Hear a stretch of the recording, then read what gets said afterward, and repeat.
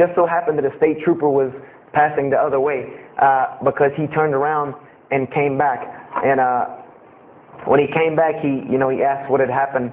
And the first thing he asked me was, did you see what happened? Because there was other people who were pulled over, so I guess he thought that I was a bystander, because I started to walk towards him. He's like, did you see what happened? Where are the people? I said, yeah, I really saw what happened. I was in the car. And he was like, as they say, like the color drained out of his face, because he was shocked. He said, how were you in that car? And of course they took him to the hospital. My friend got arrested, DUI. But before he put us in the ambulance, he was a man of God, because he looked at me and he told me, he said, young man, you better realize that you're on this earth tonight for a purpose. The only reason you're still alive is that God has a purpose for you. If not, you don't live through things like that. People without purpose, if you didn't have a purpose, then this night would have been your night. So you need to realize that. I said, this old man's out of his mind. If God had been looking for me, he had the opportunity to get me a long time ago, so don't tell me about that God stuff now. So I paid it no attention, and about a month later, 3-4 weeks later, my friend and I, same two, he's on crutches still, we decided to go to New York City. We decided to just take off, drive to New York City. We didn't tell our parents where we were going. I said I was sleeping in his house. He said he was sleeping in my house for the weekend. So we drove to New York. And in New York, I remember going to the ATM to get some money. And in New York, they have these ATMs where you have to go in a little glass room to get your money at ATM. I don't know if they have that here or if any of you have been to New York. Now, alhamdulillah, you have to put your bank card in to go in there. But in '97, it was not like this. You went in, and it was almost like the game Mousetrap, because you go in, take out your money, criminal comes right in behind you. There's nowhere for you to go. There's nowhere to run. So I went in, I took my money out of the ATM, and I heard the door open behind me, so I turned around, I thought somebody was coming in behind me, and there was a man who put a gun to my face. And he must have really, really, really, really needed this money, because he didn't ask me anything. He didn't say a single word. I just remember looking at the gun in my face and him pulling the trigger. And it was a revolver, and to this day, I'll never forget that image in my head of seeing that little spindle turn and hearing that very distinct click of a revolver. And it probably could have been like a .32 snub-nosed gun like this, but when it was in my face, it looked like one of those like cannons that you see on the movies. And I remember when he pulled the trigger, I didn't think anything. You don't think anything. It just blank. You just go into this like shock of blankness. And then a couple seconds later, thankfully I had been doing martial arts. That might have helped me overcome the fight or flight syndrome, because all I could think was, go! Like myself kicking myself, like, what are you doing? Go! So I bum rushed him. We went flying, he went flying, money went flying, gun went flying. And I took off and went to the hotel and didn't say anything to anybody. We went back to South Carolina the next day. And I didn't say anything because we weren't supposed to be in New York. My grandfather would have killed me. If that guy didn't kill me, my grandfather would have took care of it. So I didn't say anything until about a month or two later. I kept having nightmares about this same incident. I kept having night terrors from this incident. And so I told my grandmother about it, and she told me the same thing that the officer told me. She said, you have to realize that God has a purpose for your life. You're here for a reason. People don't go through the things that you've been through and still walking on this earth without a reason, and you're pushing the limit. This is what she told me. You're pushing the limit, really. God has something for you, and He wants you to get it, but you're pushing it.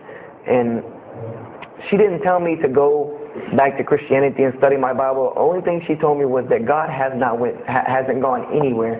You just have not looked in the right place yet. And so I decided to put myself back together. The car wreck, the gun thing, the getting arrested for fighting, like all of that, like really made me stop really quick and think, that I need to get my stuff together. So I became an agnostic, someone who I believed in God with no form of religion. I prayed to God on the floor on my hands and knees, because this is how all the books of God, this is how the Bible, the Torah, the New Testament, the Bhagavad Gita, all of these scriptures that I ever read, they said that this is how the men of God prayed. And it was during this time that I did read one book about Islam. in the public library because I had never heard of Islam ever. But I remember I was looking in the religious section in the library at school, and there was a book about Islam, and or it was in the library, the public library, and I remember it was some title like "Why I'm Not a Muslim" or some, one of these titles that was propagandistic against Islam, but I had no idea. So I just took the book and I read it, and I remember it said that Muslims, M-O-S-L-E-M-S, and any of you knowing Arabic knows that's a very derogatory word. A Muslim is someone who oppresses someone else. That's a very quick sleight of the pen that was used in the past for a very real purpose. It said that Muslims were people who worshipped a moon god named Allah, who lived in a box in the desert in Saudi Arabia, and they were oppressive to women. I remember there was a whole chapter about how they could have 4 wives and as many as they want actually, because they could marry 2, divorce 1, get 3 more. This whole, and it said that I remember the one thing that really caught my attention was the whole chapter on jihad, where it said that Muslims were allowed to kill non-Muslims at any time, at any place, without discretion, and it was an honorable act, and not only would they go to heaven for it, but they would get 70 virgins on the way. So I closed the book on Islam, put it back on the shelf, and marked off Islam off my little list of religions, and said thanks but no thanks, and if I ever see a Muslim, I am out. And I said I'm pretty safe in Greenville, South Carolina. I had never seen a Muslim ever. So I said, I don't have to worry about running into no Muslims, thank God. So, I started, just worshiping. I tried to just be a good person. Pray to God, ask Him for guidance, try to be a genuinely good person. And I remember what changed is when I met a Muslim. I met a Muslim who I had met a couple of times at school. We had went to school together, and I knew him, but I never knew that he was Muslim. And there's a couple of reasons why I never knew he was Muslim. Because he was an African American, number one, and the book said that Muslims were Arabs. And number two, I didn't know, I thought Muslims ran around, marrying as many women as they want and killing non-Muslims. I didn't know that they could also be part-time drug dealers. So I never knew that this guy was Muslim. I didn't put 2 and 2 together. So we were at his house one day, and me and my other friend, the one that I got into a lot of trouble with, I'm trying to keep him out of trouble now. We were at his house, and we were debating something about religion. I forget what even the topic was, but you had 2 teenagers thinking they know everything. And I was trying to explain something to him about the Bible. And that guy came in and was listening. He said, "Have you ever heard of Islam?"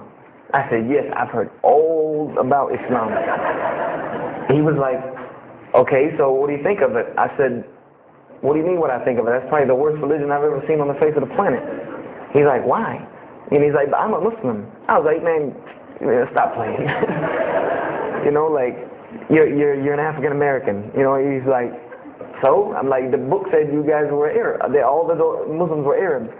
And he was like, "What else did you read in the book?" And I told him. He was like, "Man, what in the, what have you been reading?" He's like, "You need to go to the mosque for Jummah." He's like, he told me, he said, "I'm not a good Muslim." This is what he said to me. He said, "I'm not a good Muslim. I'm not even going to try to front and say I'm a good Muslim." He said, "But I can guide you to some people that can tell you the real truth about Islam," because he knew about my story about wanting to find religion. And he said, "You need to go to the mosque for Jummah." And I said, What's Jummah?" He said, "It's just like church with no chairs." And I said, "I can do church with no chairs because in church the chairs were the worst part anyway. Because they had these hard benches that you sit on that are like this, and are so hard." I said, "That's good. Do you sit on carpet? Wow, man, every church should be like that." And I said, "Where's the mosque?" He said, "It's on Wade-Hampton Boulevard." I said, "Where on Wade-Hampton Boulevard?" I lived on Wade-Hampton Boulevard. I lived right off of Wade-Hampton Boulevard. He said, "You know where Lee Road intersects with Wade-Hampton?" I said, Yeah, I live on the other side of the intersection." He said, "It's right there." I said, "No, it's not. There's nothing. There's a gas station or a church." He said, "Yeah, you know that church, the Evangelical Missionary Training Facility?" I said, "Yeah, I used to take missionary classes there." He said, "You know that building in the parking lot with the gold thing on top?" I said, the gym?" And he's like, "No, that's the mosque." because I had always thought it was the gym because it was in the same parking lot and it was just rectangular with 2 glass doors in the front, and you could literally walk in between